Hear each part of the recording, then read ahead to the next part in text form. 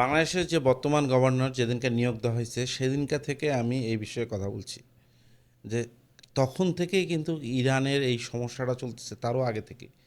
ইরানে যে আমেরিকা বা ইসরায়েল হামলা চালাবে, এটা কিন্তু হুট করেই যে 8 দিন আগে হামলা চালাইছে সেটা না। এটার ব্যাপক প্রস্তুতি কিন্তু আরও 1.5 থেকে 2 মাস থেকে চলতেছিল। আমি এইবারকা বাংলাদেশে যে গভর্নর নিয়োগ দেওয়া হলো এবং যে প্রসিডিউরে নিয়োগ দেওয়া হলো, তখন থেকে কিন্তু আমার ভিডিওগুলোতে দেখবেন এই গভর্নর বিষয়ে সিদ্ধান্তের বিষয়ে আমি কিন্তু স্ট্রংলি বলে আসতেছিলাম যে যদি ইরানের সাথে আমেরিকা এবং ইসরায়েলের যুদ্ধটা লেগে যায়, তাহলে কিন্তু বাংলাদেশের জন্য একটা বিপদ আসতেছে। কেন বলতেছিলাম? কারণ হচ্ছে কেন, বাংলাদেশ ব্যাংক গভর্নর বা যে কোনো দেশের গভর্নর কিন্তু একটা বড় বিষয়। আমরা মনে করি কি যে গভর্নরের কাজ হচ্ছে শুধুমাত্র বা বাংলাদেশ ব্যাংকের বা কেন্দ্রীয় ব্যাংকের যে কোনো দেশের কেন্দ্রীয় ব্যাংকের কাজ হচ্ছে প্রাইভেট ব্যাংকগুলোকে দেখাশোনা করা এবং তাদেরকে রক্ষণাবেক্ষণ করা। এটা কিন্তু কেন্দ্রীয় ব্যাংকের যদি 10টা প্রধান কাজ হয় তার মধ্যে একটা। এইটা প্রধান কাজ না, এরকম আরও 9টা কাজ থাকতে পারে। এবং দেশের অর্থনীতি, মুদ্রানীতি, দেশে যে কারেন্সি, আমাদের যে ফেডারেল রিজার্ভ ব্যাংকে আমাদের যে রিজার্ভ আছে বাংলাদেশের কেন্দ্রীয় ব্যাংকের, সেই রিজার্ভের রক্ষণাবেক্ষণ এবং টাকার মূল্যায়ন বা মূল্যস্ফীতি নিয়ন্ত্রণ, এগুলো ব্যাপক আকারে কাজ হচ্ছে কিন্তু গভর্নরের। কিন্তু এই গভর্নর হচ্ছে তার এক্সপিরিয়েন্স কি, সে একজন ব্যর্থ ব্যবসায়ী। তার একটা ছোটোখাটো সোয়েটার ফার্ম ছিল, সেটার বিনিময়ে সে 89 কোটি টাকা ঋণ নিয়েছিল এবং সে ওই ঋণগ্রস্ত হয়ে ঋণখেলাপি হয়ে আছে দীর্ঘদিন থেকে। তিনি কিন্তু বিএনপির বড় কোনো নেতা না যে তার উপর আওয়ামী লীগের অত্যাচার চলছে 15 বছরে, সেই কারণে তার ব্যবসা ডুবছে।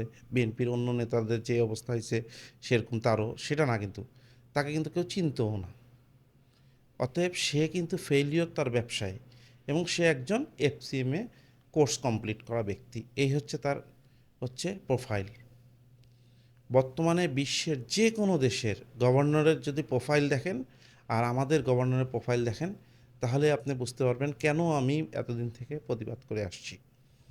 কারণ এই যে মূল্যস্ফীতি নিয়ন্ত্রণ, এই যে রিজার্ভের নিয়ন্ত্রণ, এই যে ফরেন কারেন্সির উপর একটা কন্ট্রোল, এই যে প্রাইভেট ব্যাঙ্কগুলোর মানি লন্ডারিংয়ের সাথে জড়ানো থেকে রোধ করা, বা এই যে ব্যবসায়ীরা যে বিদেশে টাকা পাচার করে, ওভার ইনভয়েস আন্ডার ইনভয়েস করে, এগুলো নিয়ন্ত্রণ করতে গেলে একজন দক্ষ অর্থনীতিবিদের দরকার। একজন শুধু এফসিএমএ পাশ করা হিসাব রক্ষক দিয়ে হয় না। একজন অর্থনীতিবিদের প্রয়োজন হয়। প্রত্যেকটা দেশের গভর্নর নিয়োগ দেওয়া হয় তার অর্থনীতিতে দখল কেমন, সে অর্থনীতির উপর তার পড়ালেখা কেমন, ইন্টারন্যাশনাল জার্নালে তার লেখা কীরকম গেছে এই অর্থনীতি বিষয়, এই বিষয়গুলো দেখা হয়। কারণ একটা গভর্নরকে দেশের অর্থনীতির একটা মূল স্টেক ধরে রাখতে হয় তার হাতে। সে চাইলে দেশকে দেউলিয়া করে দিতে পারে, সে চাইলে দেশকে স্থিতিশীল রাখতে পারে, সে দেশকে অর্থনীতিকে বুমিং করতে পারে। তার রোল কিন্তু অনেকগুলো এবং প্রত্যেকটা ইম্পর্ট্যান্ট রোল। সেই জন্য গভর্নর নিয়োগ দেওয়ার বিষয়ে প্রত্যেকটা দেশ খুব সচেতন থাকে, যাকে তাকে দেয় না। এমনকি গভর্নর নিয়োগ দেওয়ার সময় রাজনৈতিক দিকটাও কম দেখে, কারণ একটা দেশের সরকারেরও কিন্তু ভালো কিছু কাজ করতে হয়, সেই ক্ষেত্রে কিন্তু গভর্নরের রোল প্লেটা বড় ব্যাপার। সেইখানে কিন্তু আমাদের গভর্নর হচ্ছে সবচেয়ে লো প্রোফাইল। এই বিষয়ে জাতীয় পার্টির বর্তমান মহাসচিব একটা সুন্দর কথা বলছে যে লো প্রোফাইলের গভর্নর নিয়োগ দেওয়া হচ্ছে হাই প্রোফাইলের দুর্নীতি করার রাস্তা তৈরি করা। মানে তার কাঁধে বন্দুক রেখে হয়তো বড় বড় দুর্নীতি করা সহজ হবে সেই জন্য, এবং সে যখন সরকার তাকে কমান্ড করবে তখন সে টাকা ছাপাইতে বাধ্য হবে। যদিও টাকা ছাপাইলে দেশের মূল্যস্ফীতি তৈরি হতে পারে, সে ওদিকে তার রোল প্লে করতে পারে না, কারণ হচ্ছে সে লো প্রোফাইল।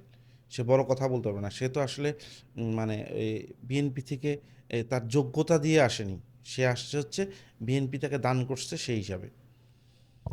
দেখেন, এই যে 8টা জাহাজ এসে পৌঁছাইলো, একটু হইলেও তেল এবং গ্যাসের স্বস্তির নিঃশ্বাস নিচ্ছে বর্তমান সরকার। এই 8টা জাহাজ এবং এখনও সাগরে আছে, মহাসাগরে আছে আরও 4টা জাহাজ। এই 4টা জাহাজও ভিড়বে যে কোনো সময় জ্বালানি তেল এবং গ্যাস নিয়ে। এই চুক্তিগুলো কে করছিল? এই চুক্তিগুলো হচ্ছে ইন্টারিম সরকারের সময় চুক্তির তেলগুলো আসতেছে।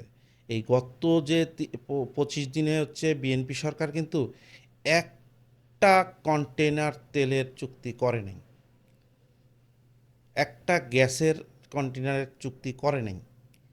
তাহলে এই যে তেলগুলো আসার পরে কি হবে? এবং ইন্ডিয়ার সাথে যে তেলের চুক্তি আছে আমাদের, গত 3 বছর আগে আওয়ামী লীগ সরকার করে গেছে, সেই কারণে আমরা ইন্ডিয়া থেকে তেল পাইতে পারি, কিন্তু সেটাও কিন্তু খুব সামান্য পরিমাণে, আমাদের টোটাল চাহিদার 10%ও না।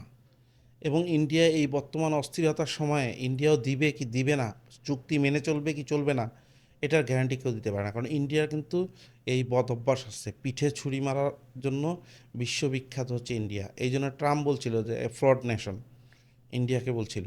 অতএব ইন্ডিয়া যে পাশে থাকবেই এমন কোনো, পাশে থাকা না, আমরা গত 3 বছর তো অ্যাভেলেবেল তেল ছিল ওয়ার্ল্ডে, তখন আমরা কিন্তু ইন্ডিয়া থেকেই বাজার মূল্যেই তেল কিনছি, ইন্ডিয়াকে ব্যবসা দিচ্ছি।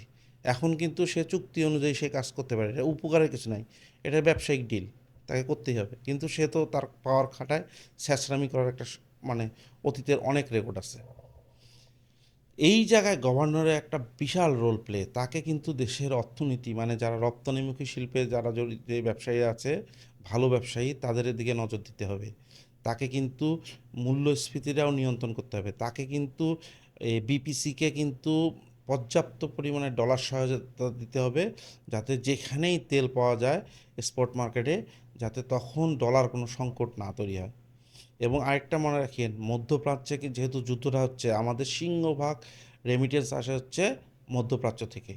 এবং আরেকটা অপশন হচ্ছে যে আমেরিকা থেকেও কিন্তু রেমিটেন্স আসে। অতএব আমেরিকার অর্থনীতি যদি ডাউনওয়ার্ড হয় বা মধ্যপ্রাচ্যের অর্থনীতি যেহেতু থমকে যাবে, তখন কিন্তু আমাদের রেমিটেন্স সংকট দেখা দিবে। আবার আমাদের যে রপ্তানি পোশাক, সেটারও বড় বাজার কিন্তু ইউরোপ এবং আমেরিকা।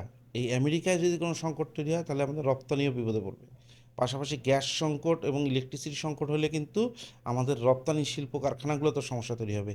এই যে চতুর্মুখী একটা সমস্যা আসতেছে, তাতে কি এই গভর্নর সামাল দিতে পারবে? এখন সামাল দিতে না পারলে তাকে আসলে বকাবকি করে লাভ নাই। এই মানে এনাকে তো বসাইছেই বিএনপি। সামনে কিন্তু সংকট ব্যাপক, আপনারা এখনও ইম্প্যাক্টটা বুঝতেছে না। অলরেডি কিন্তু মধ্যপ্রাচ্যে খাদ্য সংকট দেখা দিয়েছে। তাদের কোনো দেশে 8 দিনের, কোনো দেশে 10 দিনের মাত্র খাদ্য আছে, যেহেতু স্টেট অফ হরমুজের নিষেধাজ্ঞা চলতেছে। আবার লোহিত সাগরে কিন্তু ইয়েমেন হচ্ছে ইয়া দিয়ে রাখছে, নিষেধাজ্ঞা দিয়ে রাখছে হচ্ছে কোনো আমেরিকান এবং ইসরায়েলের স্বার্থ সংশ্লিষ্ট কোনো জাহাজকে চলাচল করতে দেবে না। তার মানে মধ্যপ্রাচ্যের কিন্তু বের হওয়ার রাস্তা নেই। মধ্যপ্রাচ্যের একমাত্র সৌদি আরব রোড দিয়ে বের হওয়ার রাস্তা হচ্ছে দুইটা, একটা স্টেট অফ হরমুজ দিয়ে, আর একটা হচ্ছে লোহিত সাগর দিয়ে। আর লোহিত সাগরে তো একদম চোখ পয়েন্টে বসে আছে হচ্ছে ইয়েমেনের হুতিরা। আবার স্টেট অফ হরমুজেও বসে আছে হচ্ছে ইরানের আইআরজিসি। অতএব এই অঞ্চলে যুদ্ধটা কিন্তু আর 1 মাস যদি গড়ায়, তাহলে কিন্তু ব্যাপক অর্থনৈতিক চাপ আসবে বাংলাদেশের উপর। সেটা শুধু বাংলাদেশ না, বিশ্বের সব দেশের উপর। কিন্তু সেখানেই কিন্তু মাস্টার রোল প্লে করার জায়গা হচ্ছে গভর্নরের। সে সব দিক সামলায়, পুরো অর্থনীতিকে কিভাবে সামনের দিকে নিবে এবং কিভাবে অর্থনীতিকে ব্যাকআপ করবে, এটা কিন্তু মাস্টার রোল প্লে করবে গভর্নর। কিন্তু আমাদের গভর্নরের নিজেই একজন ঋণ খেলাপি। সে প্রথম দিন অফিস করিয়ে বলছে যে সব ঋণ খেলাপিরা আছে তাদেরকে আবার কিভাবে রিশিডিউল করা যায়, তার উদ্দেশ্যই এটা। তাহলে এই মানে বাংলাদেশ কেন্দ্রীয় ব্যাংক, আমাদের রেমিটেন্স, আমাদের ফরেন রিজার্ভ, আমাদের যে অর্থনীতি, এগুলো সামাল দেওয়ার যোগ্যতা কি আদৌ তার আছে? এখন আমি রাশেদ আলম, আমাকে যদি গভর্নর বানায় দেয়, তাহলে আমি কি সামাল দিতে পারবো এমবিএ পাস? তাই সেরকম তো এফসিএমে একজন, সে কি সামাল দিতে পারবে? অবভিয়াসলি না। তাহলে দেশের এত বড় ক্ষতিটা বিএনপি কেন করলো?